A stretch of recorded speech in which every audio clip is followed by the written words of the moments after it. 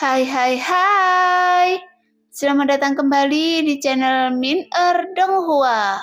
Kali ini kita akan melanjutkan cerita Donghua Battle Troop di Heaven. Nggak pakai lama lagi, langsung aja kita ke ceritanya. Check it out. Terlebih lagi Yangke terlihat malu saat ini. Sepertinya dia telah mengalami kesulitan. Bagaimana dia bisa memiliki kekuatan untuk bertarung? Selain itu dia sendiri kurus, kurang gizi dan mudah dibenci. Jadi hampir semua orang mengira Yangke akan hancur hari ini. Bahkan Xia Ningsang yang berdiri di pohon besar di dekatnya juga sama. Xia Ningsang yang merupakan murid dari Aula Gelap datang ke sini lagi hari ini untuk mencatat pencapaian Yangke. Ini tidak baik. Bagaimana saya bisa membiarkan adik laki-laki saya menyerah? Yangke ragu-ragu. Tidak ada yang salah dengan itu. Shouhu bersikeras.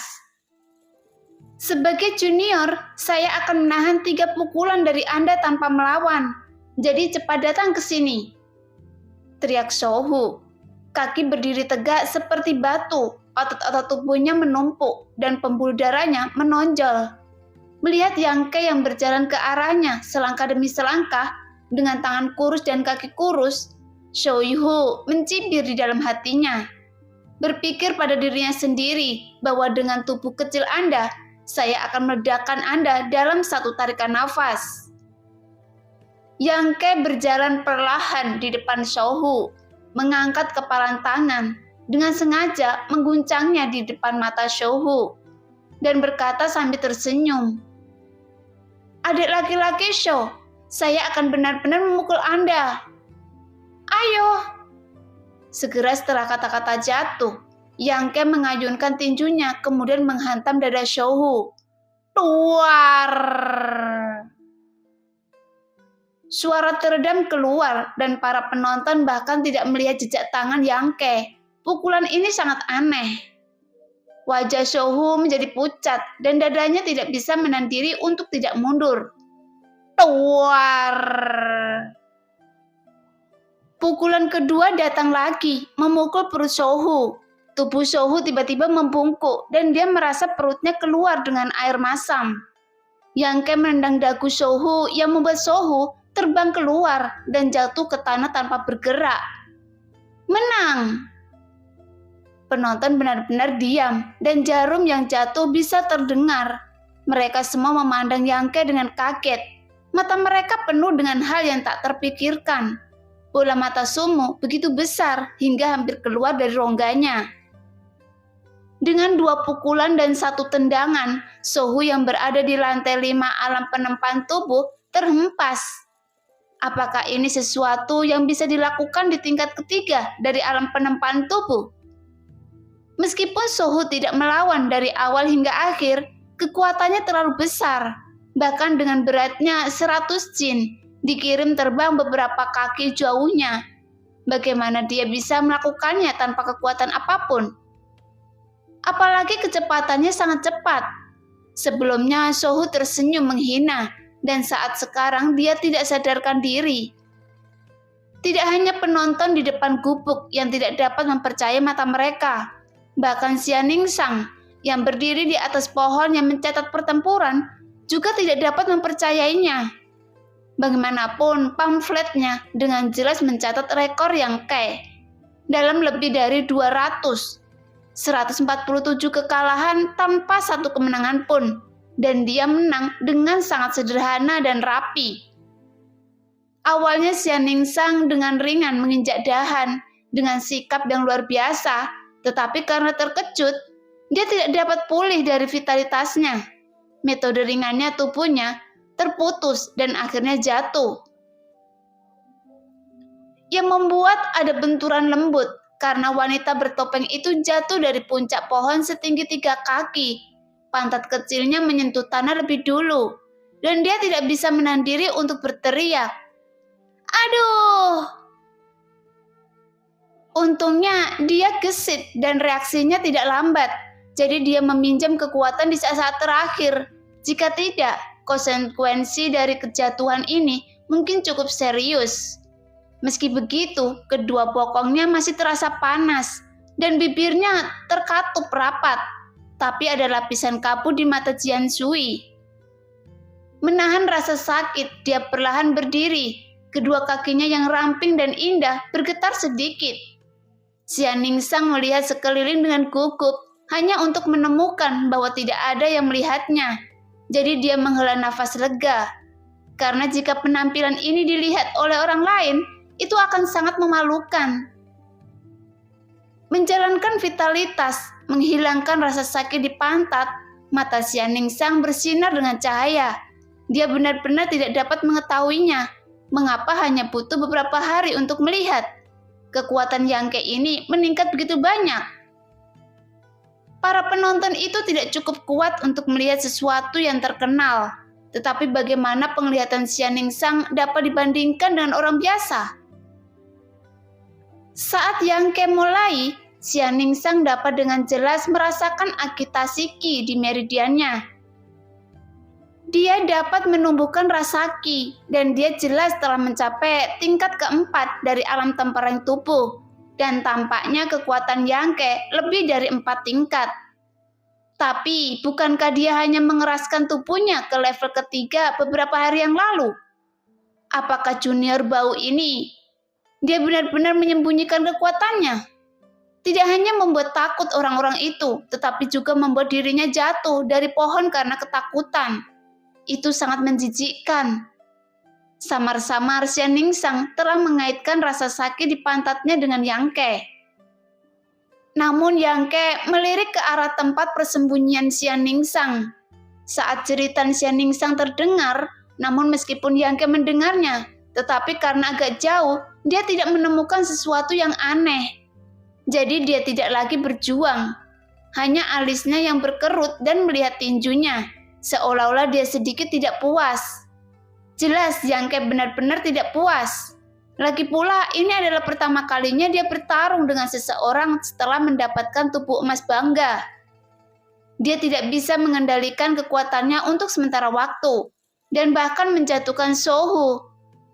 Awalnya dia hanya ingin membuat lawan menggerakkan tubuhnya, tapi sepertinya kekuatannya lebih kuat dari yang diharapkan Yang Ke.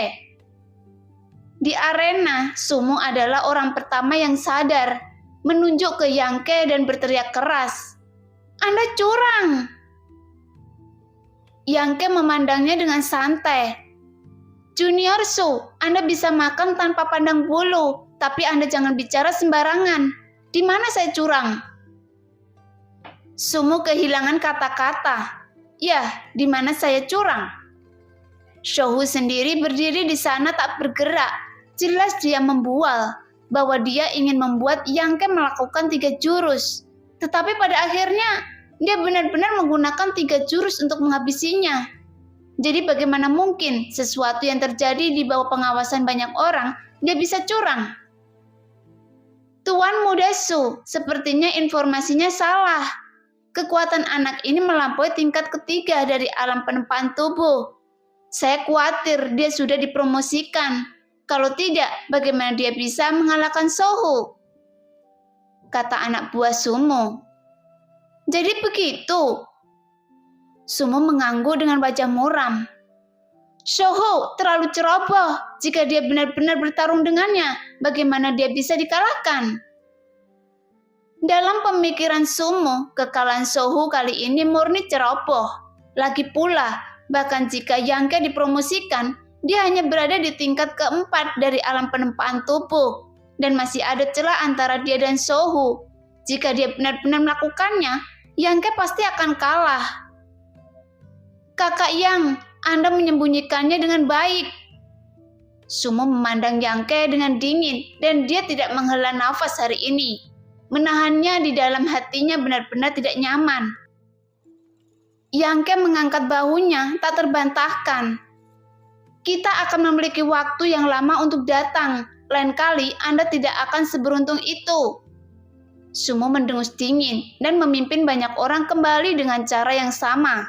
Salah satu bawahannya mengangkat Sohu yang tidak sadarkan diri di tanah.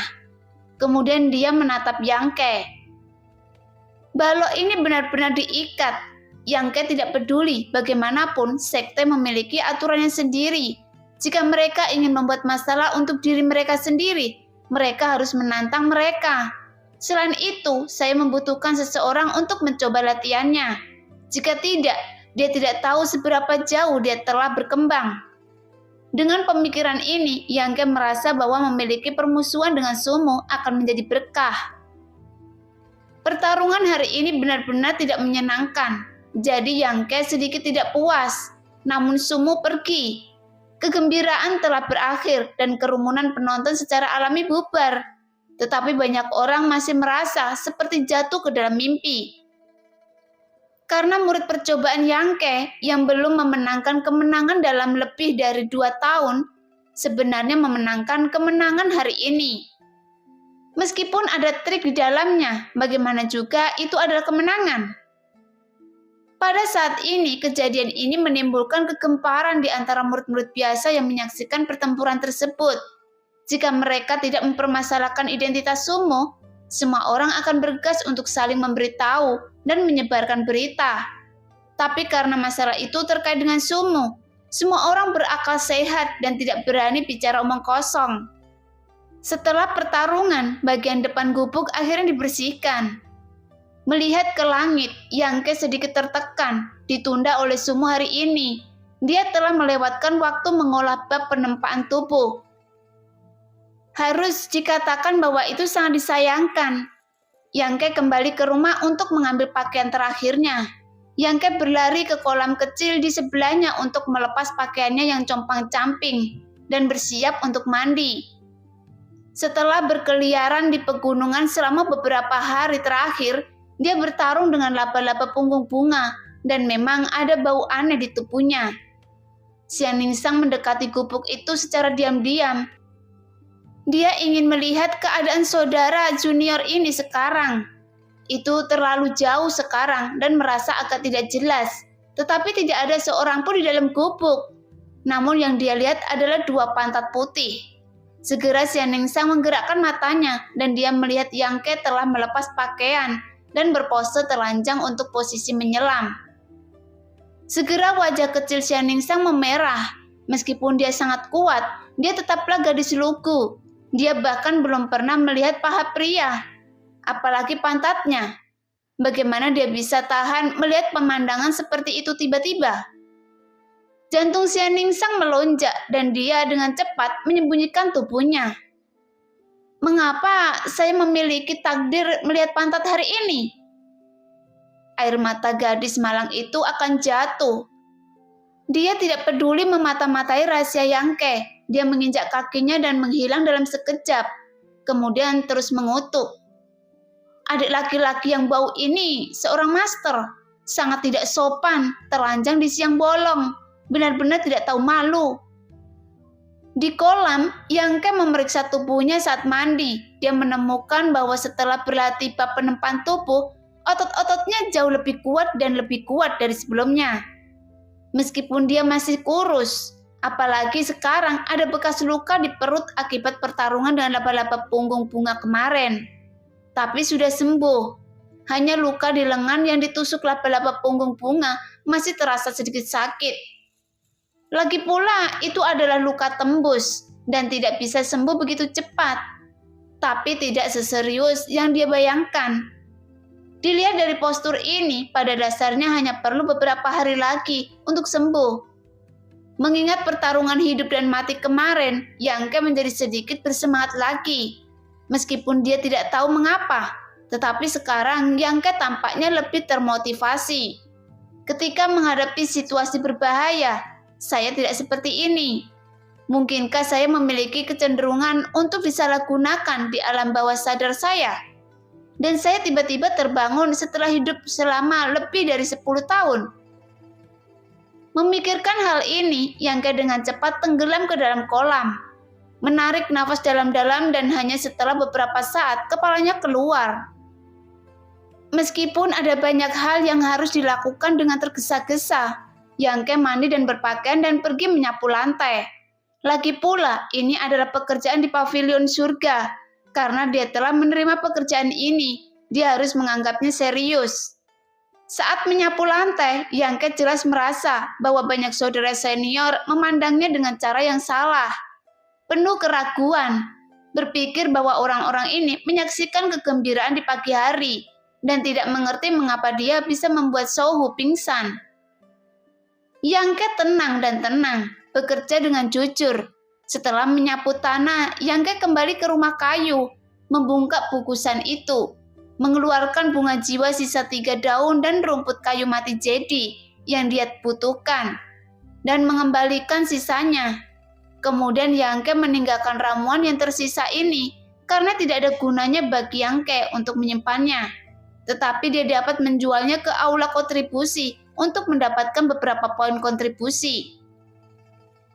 Meraih bungkusan itu, Yangke hendak keluar, tetapi setelah memikirkannya, dia berganti pakaian compang-camping berlumuran darah, mengecat dirinya sendiri dengan wajah besar dan bergegas keluar.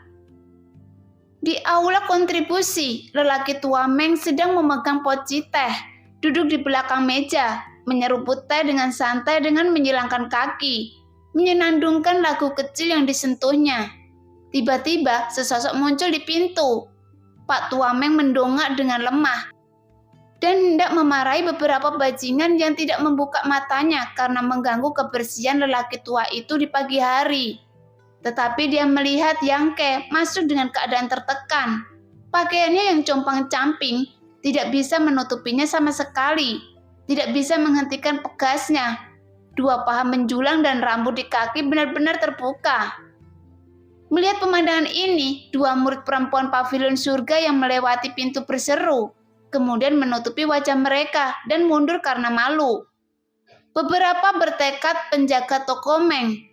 Setelah mendaki gunung pisau dan menuruni lautan api, gunungan mayat masih tetap tidak berubah, dan 10 kota pembantaian juga tenang. Pada saat ini, seteguk teh disemprotkan tanpa gambar apapun. Yangke kecil, apa yang kamu lakukan? Meng tua hampir berantakan, berdiri dengan tergesa-gesa dan menatap Yangke dengan tercengang. Yangke bergegas ke konter dan tersentak. Saya kembali. Setelah melakukan perjalanan ke Gunung Angin Hitam, ternyata itu adalah kebajikan. Orang ini bukan manusia atau hantu, itu terlalu tragis. Ya, ini agak berbahaya. Yangke mengangguk dan berhenti berbicara omong kosong. Dengan cepat membuka tasnya kemudian menunjukkan ketumpukan bahan obat di dalam tasnya dan berkata, panennya tidak buruk. Penjaga toko Meng, seandainya bahan obat ini saya jual ke aula kontribusi, bisa tidak? Penjaga toko Meng melihat lebih dekat, alisnya mengernyit. Obat-obatan herbal yang hanya tingkat manusia biasa tidak ada nilainya sama sekali. Ada banyak ramuan semacam ini di aula kontribusi dan tidak ada tempat untuk menyimpannya. Tepat ketika dia akan menolak, Bendahara Meng melihat Yangke menatapnya dengan penuh harap dan kemudian melihat pakaiannya. Hatinya tiba-tiba melunak dan dia mengangguk dan berkata, baiklah, saya ambil apa yang Anda dapatkan. Setiap 2 ramuan ditukar dengan sedikit kontribusi. Kalau begitu, Anda yang memesannya. Yangke tidak menawarkan balik, mendorong tas ke depan. Bendahara Meng menghitung dan menemukan total 32 bahan obat dengan total 16 poin kontribusi yang sekarang tercatat di rekening Yangke. Anda berlari di Gunung Angin Hitam selama 3 hari. Apakah Anda mendapatkan ini? Bendahara Meng bertanya dengan santai. Tidak buruk bisa mendapatkan ini, kata Yangke sambil melihat sekeliling dengan sembunyi-sembunyi. Tidak buruk? Pak tua Meng benar-benar tidak tahan untuk memukul Yangke. Lagi pula dia juga tahu situasi sulit Yangke. Anak ini memiliki kualifikasi yang buruk, tetapi dia mau bekerja keras. Saat ini tidak banyak anak muda yang dapat menanggung kesulitan dan bertahan dalam kerja keras seperti ini. Sayang sekali, bakatnya adalah cacatnya, dan dia ditakdirkan untuk tidak mencapai banyak hal dalam hidup ini. Tepat ketika dia merasa emosional di dalam hatinya, penjaga toko Meng melihat Yangke menatap dengan liar, dan mau tidak mau bertanya dengan curiga. Apa yang Anda lihat? Sepertinya saya telah menemukan sesuatu yang luar biasa. Melihat Yangke begitu hati-hati, Bendahara Meng tahu bahwa hal yang luar biasa itu mungkin tidak biasa. Jadi wajahnya berubah serius dan dia juga bertanya dengan suara rendah. Ada apa? Saya tidak tahu. Saya membawanya kembali untuk Anda melihatnya untuk saya. Anda sangat berpengalaman dan berpengetahuan luas. Anda pasti akan mengenalinya. Yangke berkata sambil meraba-raba dari belakang pantatnya, mengeluarkan bungkusan lain dan meletakkannya dengan lembut di atas meja. Penjaga toko Meng melihatnya, namun saat dia melihatnya, dia masih sedikit gugup dalam antisipasi. Jadi dia tidak bisa menahan diri untuk berhati-hati. Membuka bungkusan itu dengan ringan, menyipitkan matanya dan melihat ke dalam. Dia melihat barang yang dibawa Yangke seukuran mangkok. Warnanya merah tua, seperti jamur, seperti Ganoderma lucindum. Bentuknya lumayan seperti harta karun yang membuat penjaga toko Meng tidak bisa menahan batuk beberapa kali. Melihat itu, Yangke menatapnya dengan gugup dan bertanya dengan lembut. Apa ini? Bendahara Meng memberinya tatapan aneh tetapi tidak menjawab, tetapi bertanya, di mana Anda menemukannya? Di sebuah gua dan monster ada tingkat pertama yang menjaganya. Tapi saya juga membunuhnya dan kemudian saya mengambilnya. Penjaga toko Meng melompat dalam hatinya. Anda bertemu monster? Bukankah saya sudah memberitahu Anda untuk tidak masuk lebih dalam?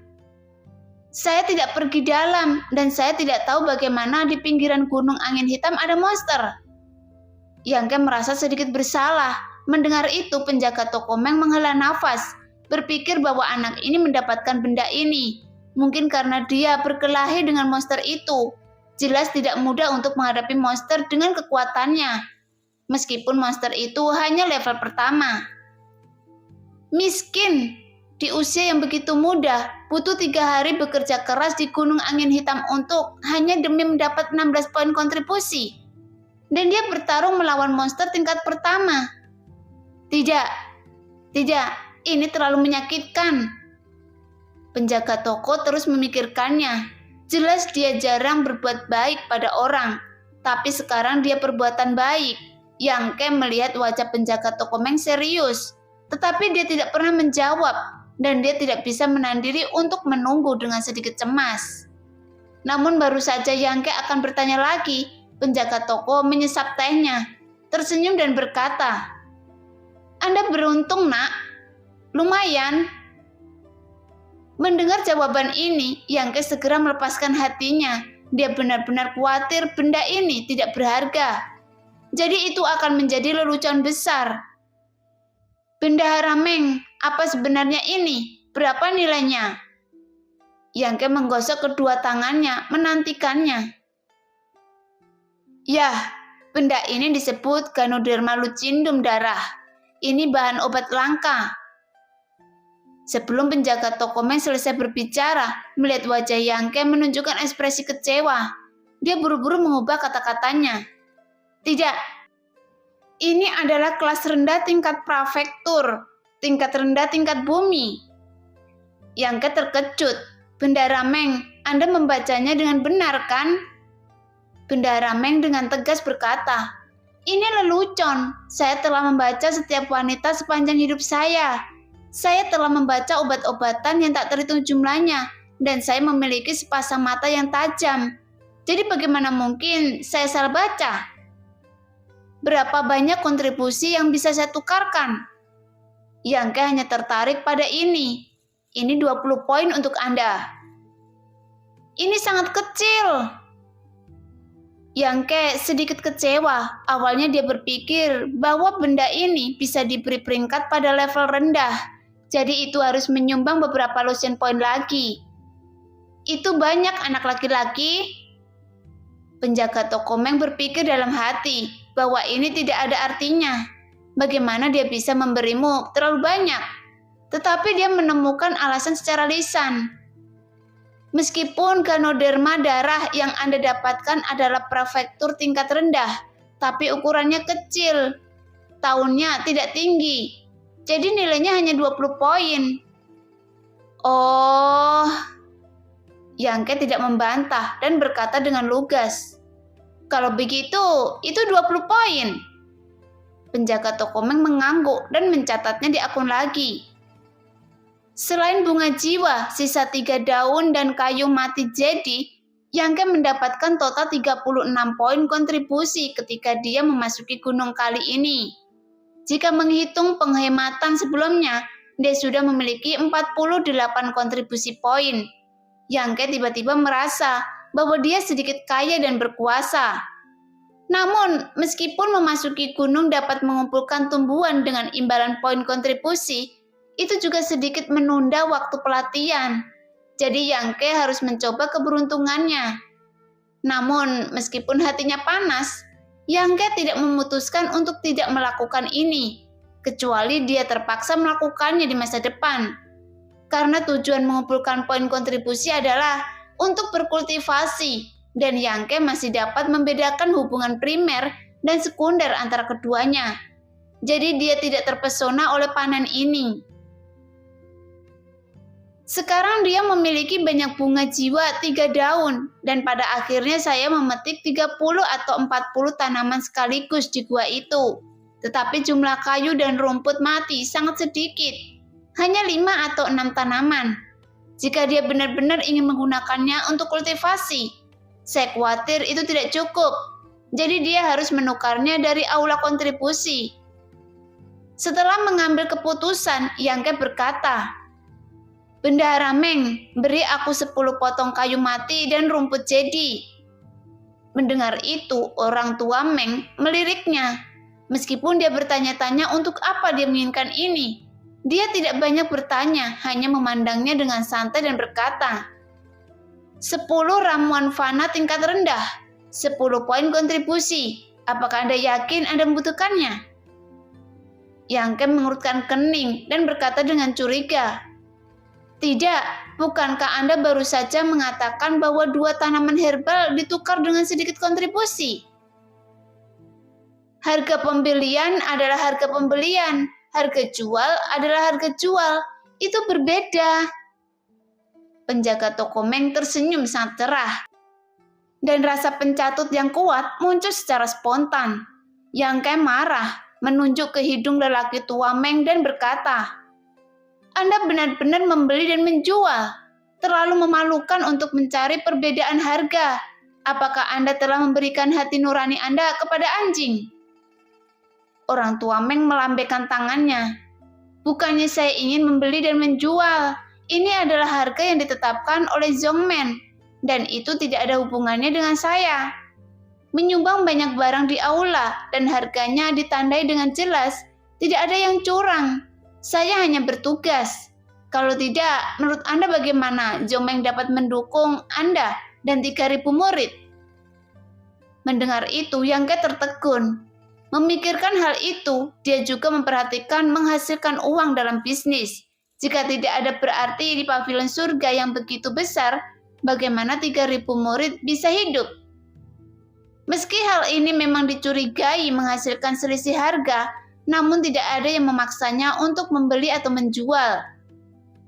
Kalau begitu, apakah Anda masih menginginkan kayu mati dan rumput semanggi 3 daun? Melihat wajah kesakitan Yangke, penjaga toko Meng segera merasa lebih baik. "Ya." Yangke menggertakkan gigi, dia akan membutuhkannya cepat atau lambat, karena dia tidak ingin pergi ke gunung untuk mengumpulkan tumbuhan. Dia hanya bisa membelinya di sini. Bendahara Meng berbalik dan pergi ke aula belakang. Tidak lama setelah dia membawa 10 tanaman kayu mati jadi, Yangke menghitungnya dan Bendahara Meng menuliskan akunnya. Yangke sedikit tidak senang setelah banyak menderita dan berbalik dan pergi dengan obat herbal. "Seringlah datang saat Anda ada waktu luang." Penjaga toko Meng menyapa dengan hangat dari belakang. "Sering datang untuk membiarkan Anda membantai saya."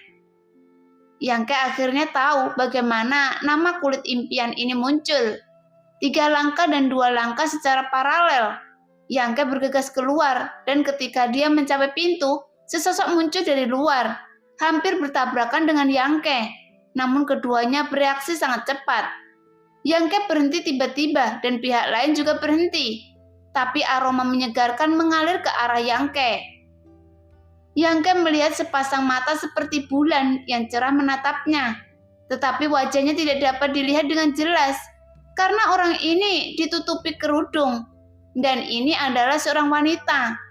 Meskipun dia tidak dapat melihat wajah aslinya dengan jelas, tetapi menilai dari warna kulitnya, dia seharusnya masih muda. Mungkin kakak perempuannya. Yangke mengangguk padanya, meminta maaf sedikit dan kemudian memindahkan separuh tubuhnya. Yang berarti memintanya untuk masuk lebih dulu. Tanpa diduga, setelah pihak lain tertegun sejenak, pangkal telinganya tiba-tiba memerah dan matanya mengelak saat menatapnya. Penampilan ini menarik perhatian Yangke. Dia berpikir bahwa kakak senior ini cukup pemalu. Jadi dia segera membuang muka untuk menghindari menyinggung pihak lain. Segera Xian Ningsang meninggalkan tempat itu karena malu. Dia tidak pernah berpikir bahwa dia akan bertemu Yangke di pintu masuk aula kontribusi. Begitu dia melihat wajah orang ini, Xian Ningsang mengingatnya. Dan tiba-tiba, wajah Xian Ningsang menjadi merah, dan pangkal telinga menjadi panas dan bergegas ke kamar. Tidak berani mengangkat kepalanya. Yangke berpikir itu agak lucu. Wanita yang sangat pemalu, karena ada banyak murid wanita di pavilion surga. Tetapi orang yang berlatih seni bela diri umumnya lebih berpikiran terbuka dan tidak seperti dia. Bahkan dengan menatapnya dia tersipu. Tidak heran dia akan terselubung. Namun Yangke berpikir bahwa kakak senior ini agak imut dan dia merasa aroma di tubuhnya agak familiar. Seolah-olah dia pernah menciumnya di suatu tempat. Pada saat yang sama, Xian Ningsang memasuki aula kontribusi, melirik ke belakang secara diam-diam dan menemukan bahwa Yangke telah pergi. Yang membuatnya bernapas dengan tenang. Mungkin karena kejadian tadi pagi, dia selalu merasa sedikit bersalah. Ketika dia dalam keadaan bingung, dia mendengar penjaga toko Meng berdiri di belakang konter dan mendesah. "Ada apa, Guru?" tanya Xian Ningsang. "Saya meminta maaf untuk anak itu sekarang." Penjaga toko Meng menghela nafas tanpa henti. Dia adalah anak yang baik, bersedia menanggung kesulitan dan kerja keras, memiliki karakter yang baik, dan temperamennya tidak buruk. Xian Ningsang mendengar gurunya sangat memuji Yangke, yang membuat Xian Ningsang menjadi kesal. "Anda masih tidak tahu apa yang Yangke lakukan pada dirinya di pagi hari. Dia benar-benar menelanjangi, menodai mata muridmu, dan menyetrumnya," Xian Ningsang berkata dalam hatinya. Namun penjaga toko Meng terus berbicara. Semakin banyak Xian Ningsang mendengarkan, semakin kesal dia. Jadi dia mengulurkan tangan dan menampar meja dengan keras. Terdengar suara sesuatu yang dihancurkan, penjaga toko Meng memusatkan pandangannya. Wajahnya langsung terdistorsi dan dia menangis. "Ganoderma darah tingkat rendah saya bernilai 20 poin kontribusi. Apakah ini Ganoderma darah?" Xian Ningsang melihat ke meja yang sudah ada benda yang telah menjadi bubuk. Dia ingin tahu apakah gurunya sudah tua dan pusing. Bagaimana Ganoderma darah ini? Tidak, saya salah membacanya sebagai seorang guru. Penjaga toko Meng meniup dengan ringan dan bubuk di atas meja segera terbang keluar, seolah-olah dicubit oleh tangan yang tak terlihat. Berserakan di luar pintu dan menghilang di sepanjang jalan. "Ngomong-ngomong, ada apa Anda mencari guru hari ini?" Bendahara Meng menegakkan wajahnya, menunjukkan keseriusan yang langka. "Saya tidak menerobos." Penjaga toko Meng menggerakkan wajahnya dengan hati-hati memeriksa wilayah Xian Ningsang dan tidak dapat menahan agukan. "Oke, saya benar-benar membacanya dengan benar. Hanya fisik Anda yang benar-benar cocok untuk latihan ini. Ayo, coba minum obat mujarab ini, dan itu bisa menstabilkan alam Anda." "Ya." Xian Ningsang mengambilnya dan ragu sejenak sebelum dengan lembut berkata, "Guru, bagaimana luka Anda?" Penjaga toko Meng tersenyum sedikit. Jangan khawatir tentang menjadi seorang guru. Saya telah berada di sini selama bertahun-tahun. Tidak ada yang serius. Pada saat ini, Yang Ke bergegas kembali ke rumahnya dengan perasaan gembira dan antisipasi. Sekarang bunga jiwa sisa 3 daun dan kayu mati jadi semuanya sudah siap dan masih banyak yang seharusnya cukup untuk menjangkau waktu tertentu. Semuanya sudah siap. Yang Ke benar-benar ingin tahu apakah pembakaran dupa benar-benar dapat membantunya dalam kultivasinya. Sisi rumah kayu ini adalah tempat paling terpencil di pavilion surga. Pada dasarnya tidak ada yang peduli. Jadi Yang Ke tidak ingin mengungkapkan rahasianya. Pergi ke rumah dan memanggil buku hitam tanpa kata. Berbalik ke halaman ketiga, mengeluarkan pembakar dupa dan meletakkannya di samping tempat tidur. Dia juga mengambil sisa bunga jiwa 3 daun dan rumput kayu mati jadi, memasukkan kedua ramuan itu dan kemudian menutup-tutupnya. Tiba-tiba aroma samar memenuhi rumah kayu. Yang Ke menarik nafas dalam-dalam, merasakannya dengan hati-hati dan menemukan bahwa meskipun aromanya agak istimewa, tidak ada yang perlu diperhatikan tentangnya. Dan setelah menghirupnya sendiri, tubuh tidak merasakan apa-apa. Namun aroma yang terus mengalir keluar dari lubang ditutup pembakar dupa tak henti-hentinya menusuk ke arah lubang hidung Yang Ke. Seperti ular kecil yang ramping memasuki tubuhnya di sepanjang hidung Yang Ke. Sepertinya ada sesuatu yang lebih di dalam tubuh. Tiba-tiba di dalam daging dan darah, di meridian dan bahkan di sumsum tulang, semburan mati rasa menyebar ke seluruh tubuh. Yang Ke tidak berani lalai dan dengan cepat berlari keluar memegang pembakar dupa untuk bersiap kultivasi. Mengambil langkah maju, Yang Ke tiba-tiba terkejut. Kakinya sepertinya dipenuhi timah. Itu sangat berat dan dengan kaki ini, kekuatan fisiknya juga cepat hilang. Dia mencoba mengambil langkah lain, namun Yang Ke memiliki ilusi bahwa seluruh tubuhnya kelelahan. Seluruh tubuhnya berkeringat dingin, otot-ototnya menegang, dan aura yang baru saja dia kembangkan di tubuhnya berdenyut di meridiannya yang membuat tulangnya retak. Melangkahkan kakinya pada langkah ketiga, kaki Yang Ke melembut dan dia langsung berlutut dan pembakar dupa di tangannya berguling. Dengan tangan di tanah, Yang Ke tidak bergerak seperti gunung, tetapi nafasnya yang berat, dadanya terengah-engah, daging dan darahnya berkedut, tendon, organ dalam, dan tulangnya membengkak dan berkontraksi, bahkan mati rasanya menjadi semakin intens. Yang Ke ingin mengaum tetapi dia menekannya dengan kuat. Situasinya saat ini jelas merupakan keadaan yang terlalu banyak bekerja, tapi dia telah mengalaminya beberapa kali sebelumnya. Jadi Yang Ke cukup akrab dengannya. Tapi sekarang Yang Ke hanya berjalan keluar dengan 3 langkah. Dia tidak tahu bagaimana dia bisa menggunakan semua energinya. Karena tidak hanya kekuatan fisiknya yang terkuras, tetapi mentalnya juga terkuras. Seolah-olah dia tidak tidur selama beberapa hari. Matanya sedikit kabur karena kelelahan. Dapat dikatakan bahwa energi dan semangat Yang Ke saat ini telah jatuh ke titik terendah.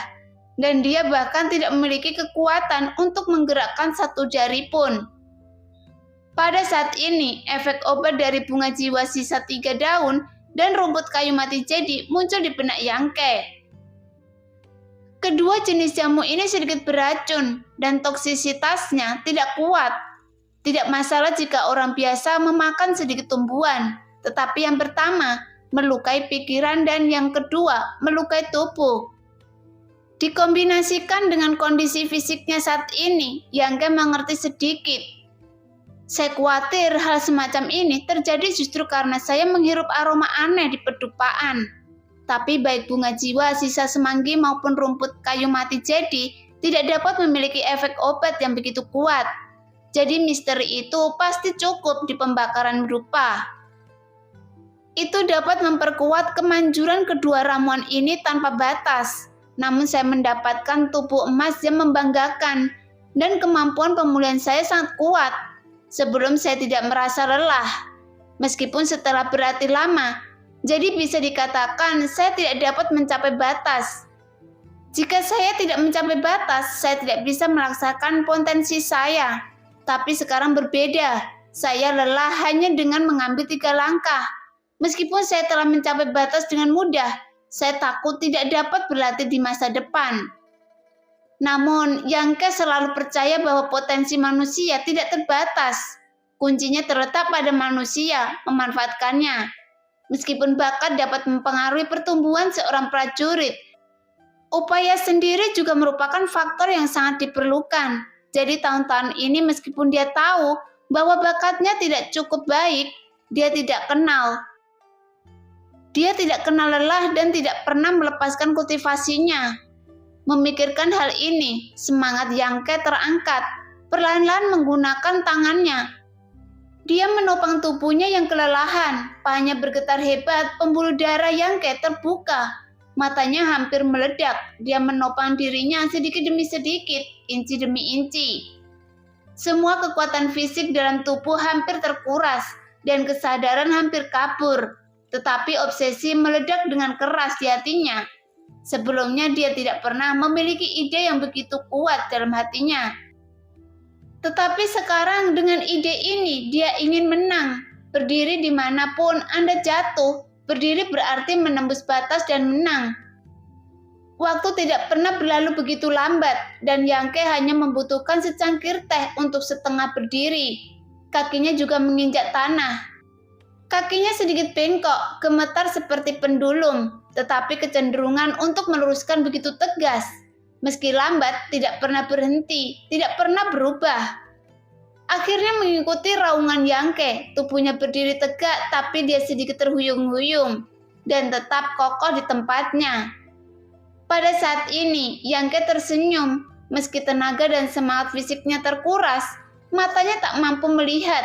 Telinganya berdengung dan otaknya kesemutan seperti tertusuk jarum. Namun dia tetap tersenyum. Menang! Yangke penuh dengan sukacita mengalahkan diri sendiri. Dia merasa jauh lebih kuat daripada mengalahkan orang lain. Tepat ketika Yangke mengira dia akan pingsan, tiba-tiba ada perasaan hangat di tubuhnya muncul.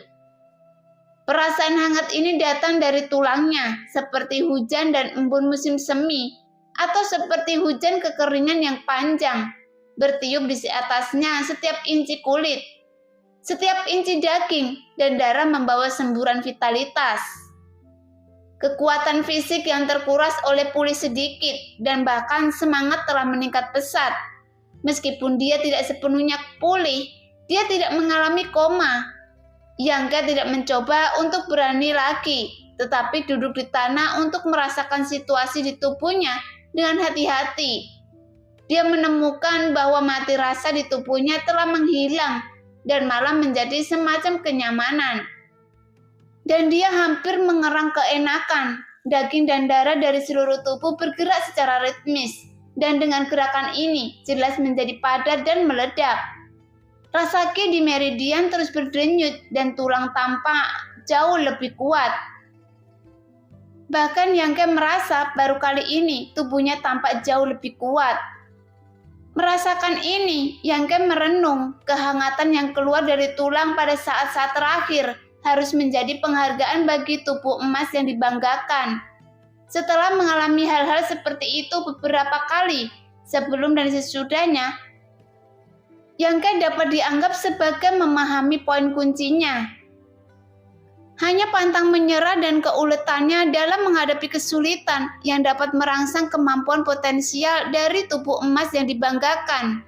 Jika dia berkompromi dalam menghadapi kesulitan, maka tubuh emas yang sombong itu tidak akan memberikan bantuan apapun untuknya. Karena ini benar-benar tubuh emas dengan kepribadian. Yangke tertawa kecil. Pada saat ini dia mengerti mengapa pembakar dupa dapat membantunya dalam kultivasinya. Efek obat dari ramuan yang ditambahkan ke pembakaran dupa diperbesar ratusan kali lipat. Setelah dia menghirupkannya, kecepatan hilangnya sekuat fisik. Itu dapat meningkatkan kelemahan mental. Meskipun dia hampir jatuh pingsan, setelah hanya mengambil 3 langkah saja, Tetapi efek obat semacam ini yang diperbesar oleh pembakar dupa, meskipun sombong, seharusnya tidak menyebabkan gejala sisa padanya. Jika tidak, dia tidak akan dapat membantu dalam kultivasi, dan hanya dengan mengatasi kesulitan ini, itu akan merangsang kemampuan penulisan tubuh emas yang membanggakan, dan dia dapat memperoleh manfaat nyata menjadi lebih kuat dengan menembus batas dari waktu ke waktu. Karena aroma aneh yang keluar dari pedupaan juga melengkapi tubuh emas yang dibanggakan itu. Namun semua ini adalah tebakan Yangke sendiri, tapi menilai dari apa yang harus saja terjadi, itu pada dasarnya adalah kebenaran. Selanjutnya jadi Yangke harus memverifikasinya dengan hati-hati. Saat ini aroma aneh di pembakaran dupa tidak pernah berhenti. Bahkan jika tidak ada angin di dalam rumahnya, itu masih melayang ke arah Yangke. Tetapi Yangke menemukan bahwa jika dia tetap di tempatnya, aroma aneh itu tidak akan berpengaruh. Setelah beristirahat selama setengah jam, Yangke merasa bahwa dia telah memulihkan banyak kekuatan. Berdiri dengan gemetar dan Yangke melangkah maju lagi. Setelah mengalami kerugian besar, kali ini Yangke berjalan sangat lambat, merasa hati-hati saat berjalan. Ketika satu kaki mendarat, Yangke menemukan bahwa kekuatan di tubuhnya seperti banjir yang meledakkan gunung, mengalir keluar, dan secara mental, tiba-tiba kekuatan di tubuhnya habis tanpa alasan apapun. Dengan tendangan lain, sedikit kekuatan yang dia pulihkan benar-benar terkuras, yang membuat Yangke hampir jatuh. Sambil menggertakkan giginya dengan paksa, temperamen Yangke yang keras kepala muncul lagi, dan dia menggerakkan langkahnya dengan putus asa. Kali ini Yangke berjalan 4 langkah sebelum dia harus berhenti. Meskipun dia tidak mau mengakui kekalahan dalam hatinya, tubuhnya tidak bisa mengimbangi karena kekuatannya masih terlalu lemah. Namun dengan cepat perasaan hangat di tubuhnya perlahan terpancar dari dalam lagi, dan kekuatan yang pulih membuatnya tidak pingsan. Setelah banyak percobaan berturut-turut, semua dugaan Yangke dipastikan benar. Meski aroma aneh yang keluar dari dupa membuat orang merasa lelah, namun tidak akan menimbulkan gejala sisa. Jadi tubuh emas yang dibanggakan juga perlu dirangsang oleh keyakinannya sendiri. Semakin pantang menyerah dalam hatinya, semakin kuat kehangatannya, dan semakin besar manfaatnya bagi tubuhnya. Meskipun metode kultivasi semacam ini tidak dapat dipercaya, karena sepertinya metode ini mempermainkan hidupnya. Jika Yangke tidak berhati-hati, dia akan dikutuk. Untungnya Yangke sangat sadar diri. Setiap kali dia menembus batas sedikit dan kemudian dia menyerah, namun efeknya juga sangat mengesankan. Meskipun potensi manusia memang tidak ada batasnya, namun harus ada proses bertahap untuk menjadi lebih kuat. Setelah seharian melempar, kemajuan Yangke terlihat jelas. Dia sudah bisa berjalan 6 langkah, dan dia telah membuat kemajuan besar dibandingkan dengan yang pertama kali. Tapi Yangke masih belum puas. Dia hanya berjalan sambil mencium aroma aneh. Jika dia bisa menunjukkan tinju dan tendangannya dalam aroma aneh, dan itulah kultivasi yang sebenarnya. Segera setelah itu, Yangke menemukan masalah serius lainnya, karena metode kultivasi ini mengkonsumsi terlalu banyak bahan obat. Memasukkan 1 bunga jiwa 3 daun dan rumput kayu mati jedi ke dalam pembakar dupa. Hanya bisa bertahan sekitar 1 jam. Setelah 1 jam, dia harus memasukkan bahan obat ke dalamnya lagi untuk menghasilkan aroma yang aneh. Segera Yangke mencubit jarinya dan menghitungnya. Kemudian tiba-tiba wajahnya menjadi jelek. Karena 12 jam sehari dan 7 atau 8 jam sehari, dia membutuhkan setidaknya 14 bahan obat untuk mendukungnya. Jika dilihat dari cadangan Yangke saat ini, paling banyak bisa bertahan 2 hari. Rumput kayu mati jedi akan dikonsumsi Dan bunga jiwa sisa 3 daun juga akan dikonsumsi lebih dari setengahnya. Apa yang harus saya lakukan jika bahan obat ini habis? Poin kontribusi saya saat ini hanya 38 poin. Jadi berapa hari saya bisa bertahan? Saya pikir saya kaya dan berkuasa, tetapi sekarang saya melihat bahwa saya masih miskin seperti sampah. Memikirkan hal ini, hari sudah malam, jadi Yangke pergi tidur dengan masalah yang mendalam. Pikirannya penuh dengan cara mendapatkan bahan obat dan poin kontribusi. Bahkan dalam mimpinya, dia menemukan bunga jiwa sisa semanggi besar dan rumput kayu mati jedi, serta tangan dan kakinya lemah. Jadi Yangke tidak bisa tidur nyenyak. Malam itu Sumo tidak bisa tidur nyenyak, mengingat bahwa dia harus membawa orang untuk membuat masalah dengan Yangke secara agresif. Tetapi pada akhirnya dikalahkan olehnya. Sumo terlempar dan berbalik sedikit. Jika bukan karena dia, saya mungkin sudah berhubungan dengan Putri Basmi Sinhe sekarang. Jika bukan karena dia, saya tidak akan begitu marah. Memikirkan penampilan Putri Boshe, Swilingling, Sumo dipenuhi dengan kebencian dan dia tidak akan pernah memiliki wajah untuk menghubunginya lagi. Seperti kata pepatah, lebih baik menghancurkan 10 kuil daripada merusak pernikahan. Yangke, Anda mengalahkan bebek Mandarin saya. Anda terlalu banyak menipu orang. Seperti kata pepatah, tidak ada kata terlambat bagi seorang pria untuk membalas dendam dalam 10 tahun. Tetapi tidak ada kata terlambat bagi penjahat untuk membalas dendam. Sumo tidak diragukan lagi, termasuk yang terakhir. Meskipun dia bisa menantang Yangke lagi dalam beberapa hari, bagaimana Sumo bisa menunggu sampai saat itu? Dia tidak sabar untuk mengalahkan Yangke sekarang, sehingga dia bisa menghilangkan kebencian di hatinya. Bolak-balik dan tidak bisa tidur, Sumo bangun dengan kesal. Tidak hanya bangun sendiri, tapi juga membangunkan sekelompok adik laki-laki di bawahnya di tengah malam. Nah, demikianlah cerita hari ini. Terima kasih yang sudah menonton video Min Earth sampai selesai. Sampai jumpa di video selanjutnya. Bye-bye.